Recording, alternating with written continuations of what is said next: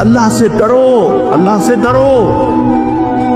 तुम्हें पेश होना है उसके सामने, अपने एक एक अमल का हिसाब देना है, बदला मिलकर रहेगा। इसकी तरकीब, इसकी तरकीब तकवा ही है दर हकीकत के जो हमें दुरुस्त रख सकता है हमारे अमाल। अगर ये एहसास है तो फूक फूक कर कदम रखेंगे कि कहीं कोई गलत काम हमसे ना हो जाए। और तकवा ही की बुनियाद पर खानदान की तामीर हो।